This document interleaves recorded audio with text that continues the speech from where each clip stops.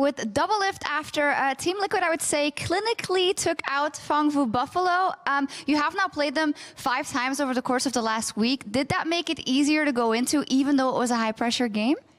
Every time we play them, it's like we think that they're going to try to up the aggression or do something crazy. So I wouldn't say it's easy, since like that team has a really high ceiling, but I think their variance between their best and worst games is probably the biggest at the tournament. You guys needed the win to bounce back. It hasn't been the best couple of last games for Team Liquid. Now, there's obviously, as always, a lot of speculation from the outside, but how would you say the mental state of the team is and how everything is going? Well, I think, yeah, yesterday we were really frustrated after day 3 because we lost so badly against SKT and Flash Wolves. But after day 2, when we were 2-2, we were totally fine and our spirits were still really high. But after day 3, I think we needed to have like some heart-to-heart conversations about what's going wrong and just like some of the underlying issues with what we're doing. So, I mean, I think our team spirits are still really high, but we have, you know, we've been losing due to some issues with like commitment to fights and just, I'm not really sure what it is. Like, we have a lot of veterans, so I wouldn't say it's nerves, but I think our issues really just stem from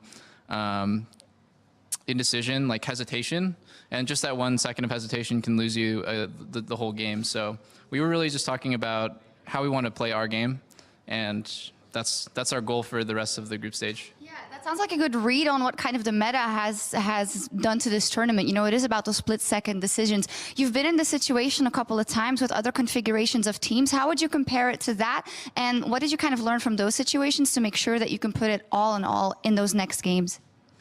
I think our team right now in its current state has a really high ceiling, and the reason why I think that is just because we have really good practice and we do really well against pretty much every team.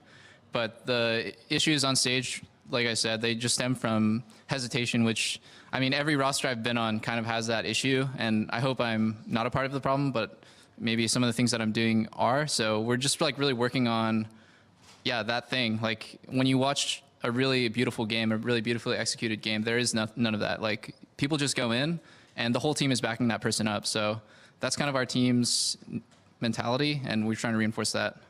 It sounds like you know what to do. And now the reality of the situation is you still have a very big chance of qualifying for the next round or even getting the tiebreaker for it. However, the competitors are IG, SKT, and G2 up next. Can I get kind of your final thoughts about those 3 games and your chances of qualifying? Well, on any day, I think we can beat any team. And we can also lose to any team. You know, that's why Fangwu Buffalo can like stomp games against G2, and IG can go 15 minutes against SKT. And those sorts of things just happen. So I think we can win against any team.